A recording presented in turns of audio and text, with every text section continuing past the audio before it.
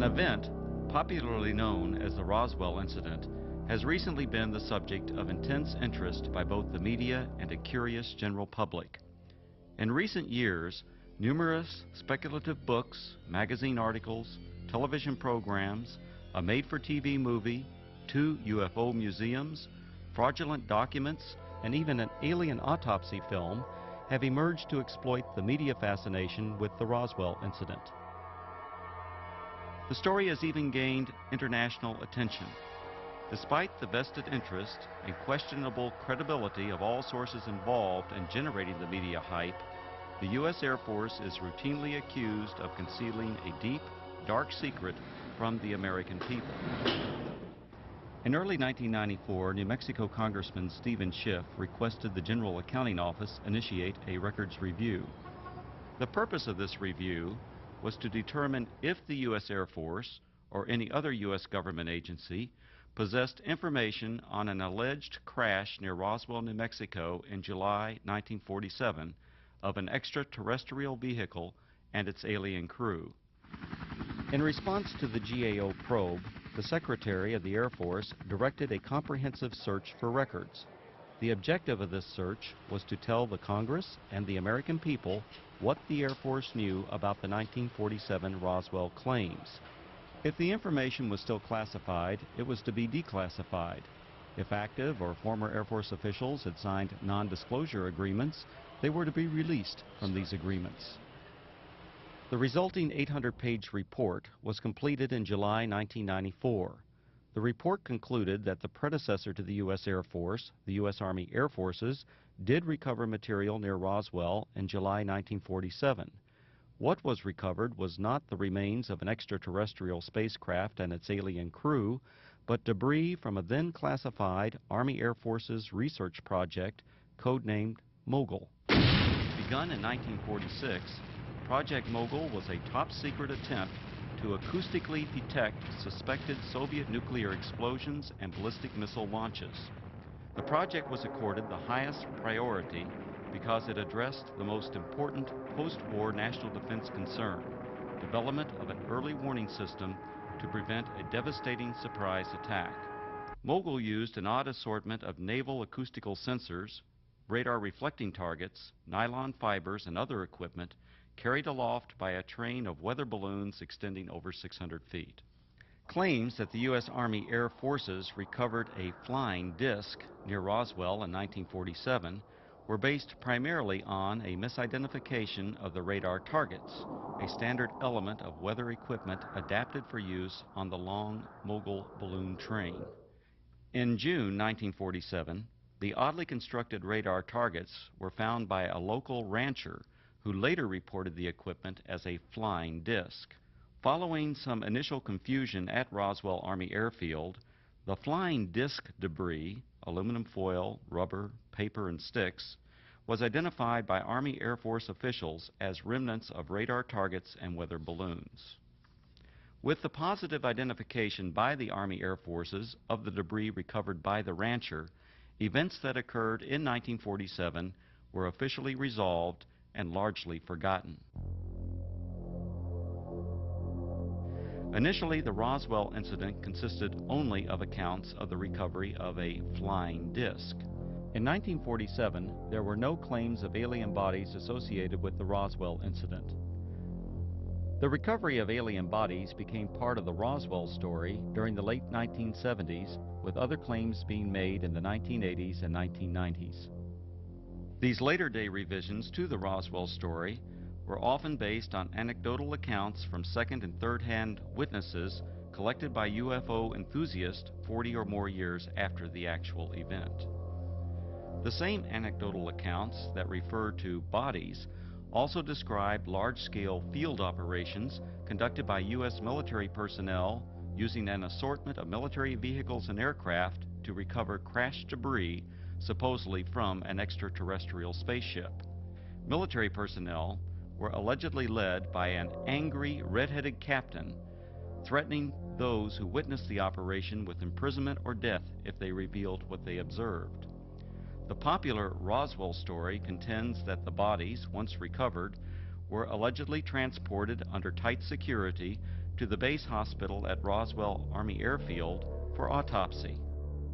At the hospital, the angry red-headed captain was again allegedly observed threatening civilians. Following the purported autopsies, the alien bodies were supposedly transported to Wright Field, Ohio, now Wright-Patterson Air Force Base, for further processing and storage. This summarizes the Roswell incident scenario as presented by UFO enthusiasts. On the surface, this explanation may appear plausible to some. However, things are not always as they appear. The reports of bodies were only briefly discussed in the 1994 Air Force report because the search for records from 1947, the year of the alleged incident, did not yield any data to support a 1947 claim of alien bodies. However, following the release of the 1994 report, additional research uncovered information which explains some of the claims of alien bodies associated with the Roswell incident. From the additional research, a second report was written which critically examined the anecdotal claims and descriptions of flying saucers, aliens, and reports of unusual Air Force activities in the New Mexico desert. This in-depth examination revealed that many of these claims were reasonably accurate descriptions of Air Force activities. Some of the claims that refer to bodies are most likely misperceptions by uninformed persons of unclassified and widely publicized Air Force scientific achievements of the 1950s. However, other descriptions of bodies appear to be exploitation of Air Force members killed or injured in the line of duty. The following are the 5 main conclusions contained in the second report.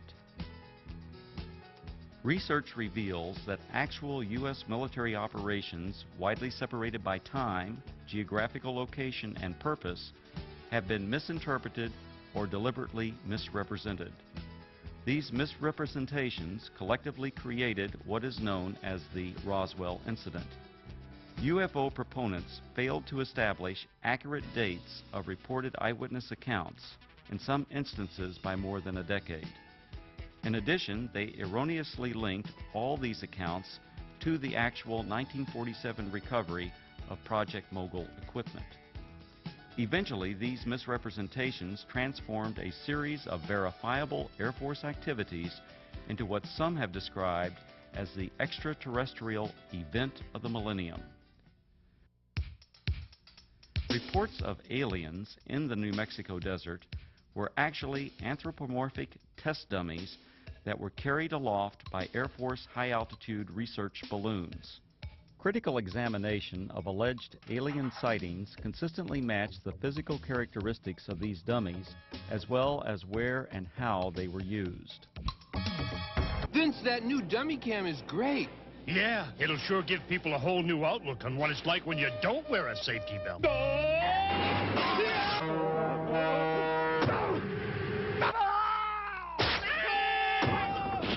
I think they'll get the picture.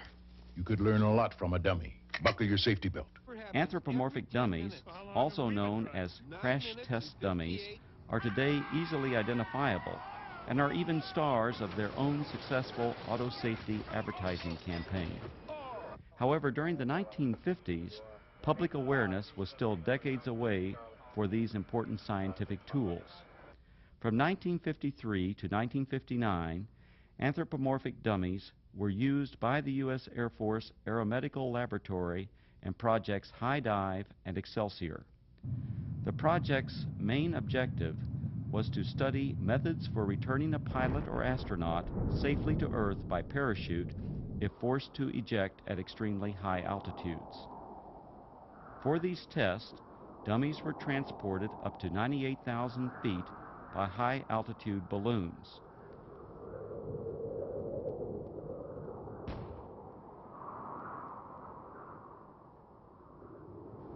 The dummies were released for a free-fall period, during which body movements and escape equipment performance were recorded by a variety of instruments.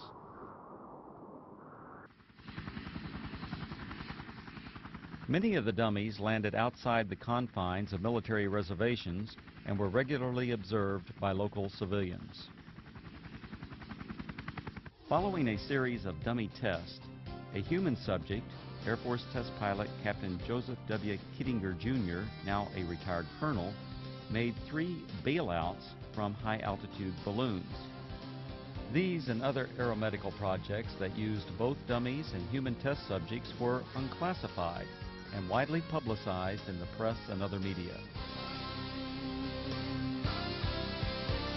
In 1956, 20th Century Fox released On the Threshold of Space, a feature-length motion picture based on these projects and filmed on location at Holloman Air Force Base. Air Force personnel, aircraft, high-altitude balloons, and other equipment, including the actual anthropomorphic dummies, were used in the making of this film. The eyewitness reports of military units that always seemed to arrive shortly after the alleged crash of a flying saucer were actually accurate descriptions of Air Force personnel engaged in high-altitude balloon and anthropomorphic dummy recovery operations. Since 1947, Air Force atmospheric research organizations at Holloman Air Force Base, New Mexico, have launched and recovered approximately 2,500 high-altitude balloons, many in the same areas of New Mexico where the Roswell incident allegedly occurred. Additionally, the equipment, vehicles, and procedures used by the Holloman Air Force Base Balloon Branch, the unit that conducted most of the launches, are the same as that described by the reputed witnesses who claimed they saw the recovery of the flying saucer and alien crew.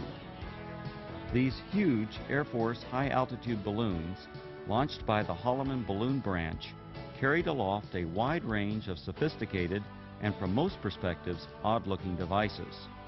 Much of this equipment was experimental and represented, for that era, the latest in space-age technologies. Payloads ranged from simple radio transmitters to sophisticated satellite components and NASA space probes. In fact, qualification trials for the NASA Voyager Mars and Viking space probes were flown by Air Force high-altitude balloons during the late 1960s and early 1970s.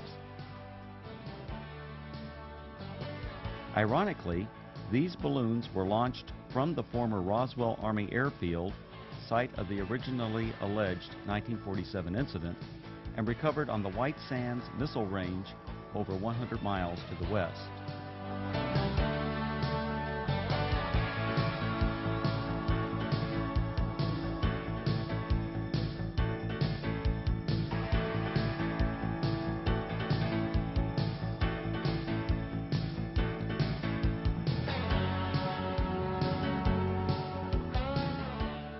Recovering the balloon payloads was essential for accomplishing the scientific objectives of the high-altitude balloon program. The primary high-altitude balloon recovery areas were and still are located at predetermined sites throughout Arizona, West Texas, and New Mexico, including the area surrounding Roswell.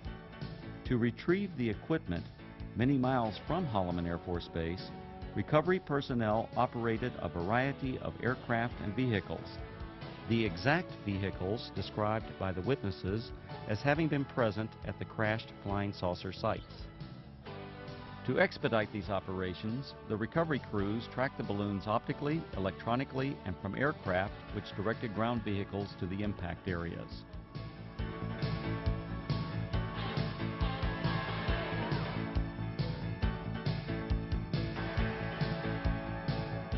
In several of the Roswell accounts, unsubstantiated allegations asserted that military personnel who retrieved equipment from rural areas of New Mexico intimidated and threatened civilians on the scene.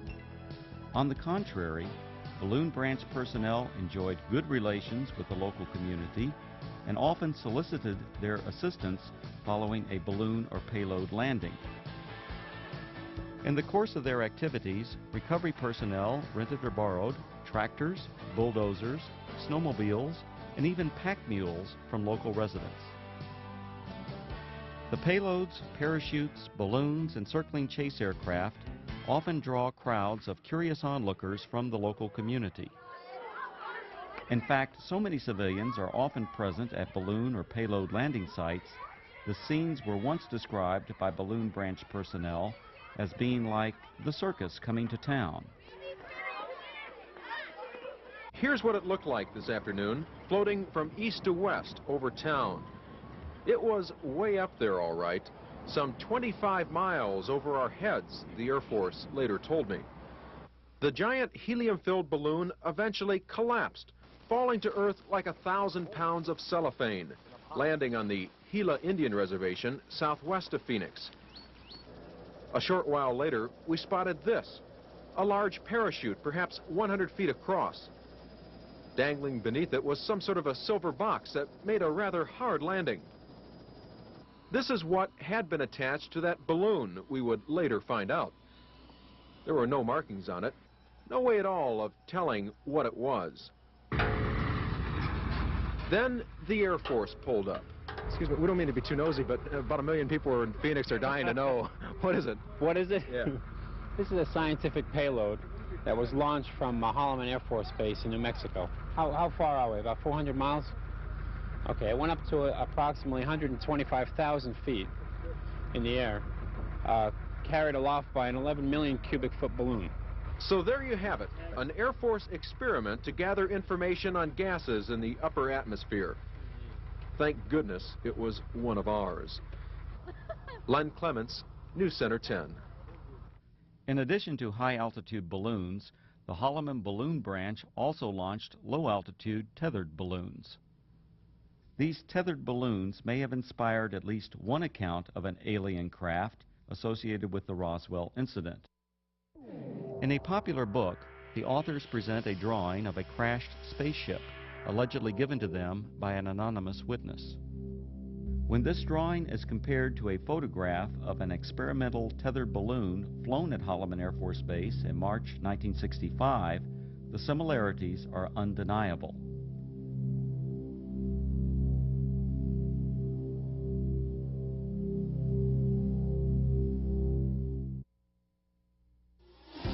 The red-headed captain was probably Captain Joseph W. Kittinger, Jr.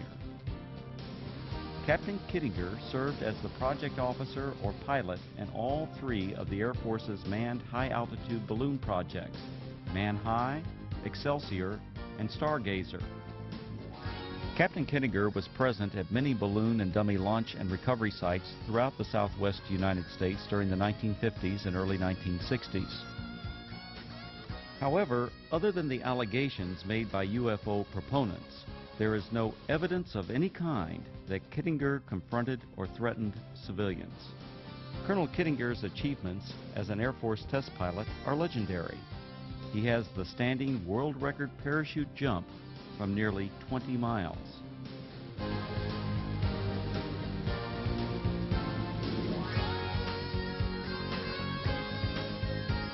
Later he went on to serve 3 combat tours in Southeast Asia and is credited with an aerial victory while engaged in combat over North Vietnam.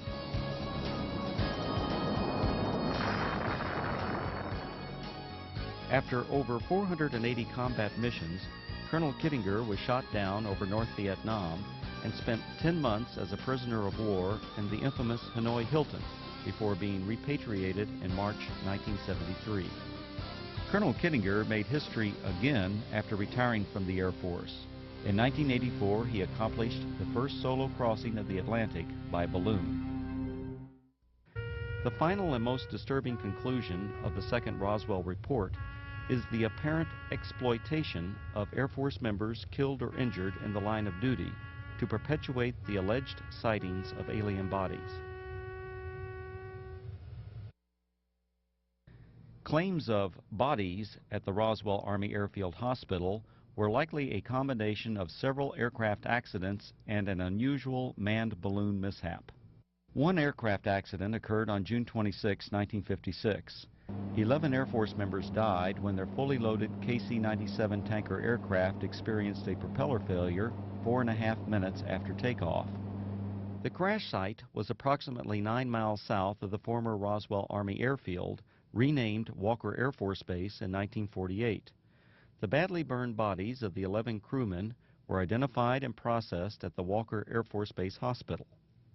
The alleged claims of bodies at the base hospital can be traced to a single witness whose descriptions closely match the condition and the circumstances under which these victims were identified. Furthermore, claims of bodies attributed to specific Air Force personnel are unsubstantiated. Some of these individuals were not even present at Roswell Army Airfield in July 1947.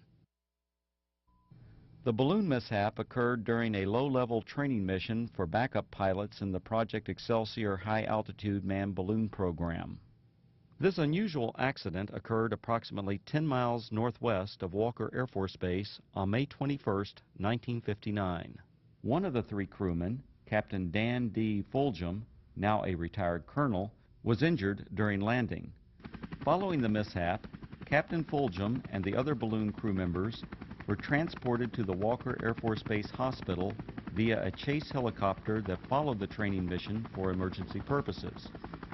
Upon arrival at the highly secure Strategic Air Command base, the balloon crew was met by armed Air Force security personnel who remained with the crew until their identities were confirmed. As the Excelsior project officer and instructor pilot for this mission, the red-headed Captain Kittinger accompanied the balloon crew to the hospital. At the Walker Air Force Base Hospital, Kittinger and Fulgham were apparently observed by individuals who later related this unusual incident. Elements of this actual event now appear to be part of the Roswell story. Captain Fulgham was treated for an injury that caused his head to swell beyond its normal size. The injury, described as a traumatic hematoma, was not serious. On a specially arranged flight several days after the accident, Fulgham returned to Wright-Patterson Air Force Base, Ohio, where he made a complete recovery. Fulgham went on to distinguish himself as a test parachutist and physiologist for the space program. He later flew F-4s in Southeast Asia, adding to his combat record as a fighter pilot during the Korean War. When critically examined, the Roswell incident is exposed as a conglomeration of many events, including aircraft accidents, that occurred over several decades. Misidentification of anthropomorphic dummies and experimental balloon-launched devices, combined with Air Force balloon operations portrayed as mysterious flying saucer and alien recovery teams, transformed verifiable events into what is now known as the Roswell incident. The U.S. Air Force and its predecessors have been the unsurpassed innovators in aerospace technology. Legendary Air Force leaders throughout this century have used technological advances to establish the U.S. Air Force as a premier military service.